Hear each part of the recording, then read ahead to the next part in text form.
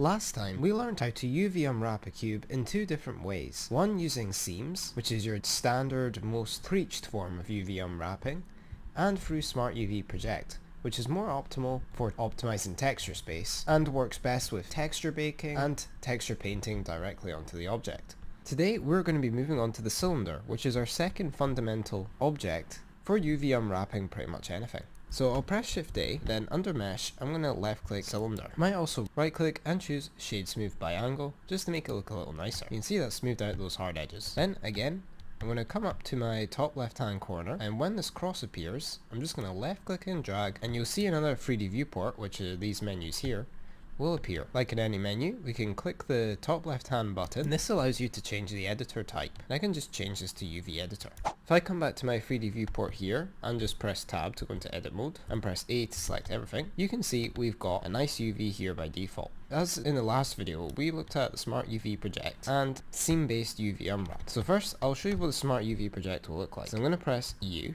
Then I'm going to choose Smart UV Project. I'm going to make sure I set my island margin here to 0.01 and then just press OK. And you can see it's separated our object into these different islands. If you're in a hurry and you just really want to quickly unwrap a cylindrical object, this can be a great way to do it. However, you'll notice a lot of these islands are separated, which again wouldn't be very good for texturing with a square texture, such as this wood texture appearing on the screen just now. But for texture baking and texture painting directly onto the object, this object is simple enough for this to be okay. Now I'm going to show you the method, and that's going to be the seam unwrapping method. So if you remember in the last video, we talked a little bit about what seams are. Seams are essentially just selecting some edges, and then we're marking them as cuts. Obviously this isn't going to cut the object in this 3D viewport here, but rather it's going to cut it up in this UV editor here, as essentially we're turning this object into a 2D form, so like flattening it out, a bit like a paper craft before it's made. If you ever done those paper dice in school, you'll know kind of what I'm meaning. That's why our cube in the last video had a cross shape, a bit like one of those dice cubes. You'll notice right now though, if I press 2 in the keyboard, go into edge select mode, select one of my edges,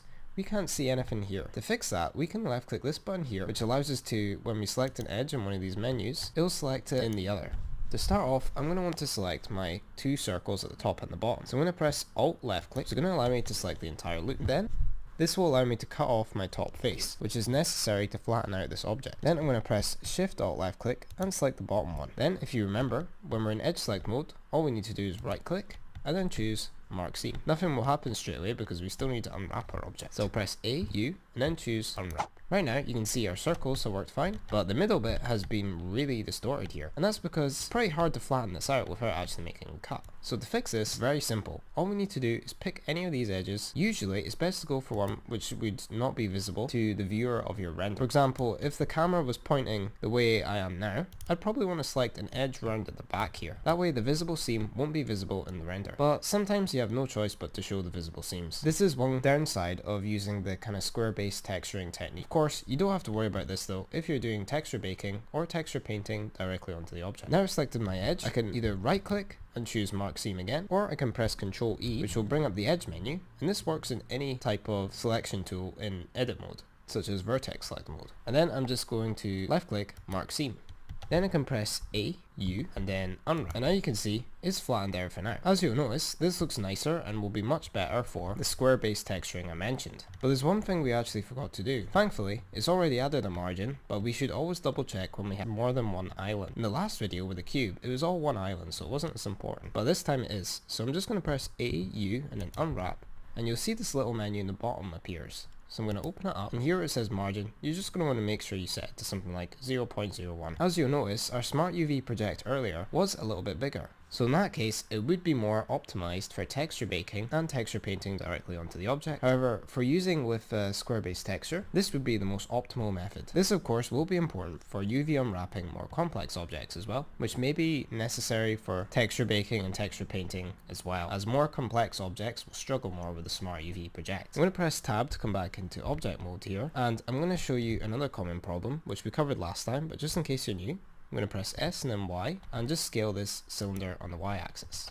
Now if I press tab to go into edit mode again and press A for all, U for unwrap, and then choose unwrap, you'll see nothing changes, even though this should be much more oval-like. This is because we didn't apply the scale. This happens when you make adjustments in object mode and don't apply them. So to fix that, I'm going to come back into object mode, which you can just choose here, or you can press tab, and then I'm going to press Ctrl A for the apply menu, and just choose scale. Then when I press tab to go back into edit mode, press A to select all again, press U to open the Unwrap menu, and then choose Unwrap. Now you can see we've got the distortions we were looking for. And yeah, that just about covers everything. In the next video, we're probably going to learn some more UV unwrapping tips for speeding up your workflow. If you want to learn more about UV unwrapping in Blender, make sure to check out my playlist, which contains the last video and the future videos to come. I also have a video on PBR texturing if you want to actually go ahead and apply some square textures to your object. Do keep in mind you'll always have some visible seams, but you can reduce these by UV unwrapping optimally, like we did today. Apart from that, thank you so much for watching, and take care.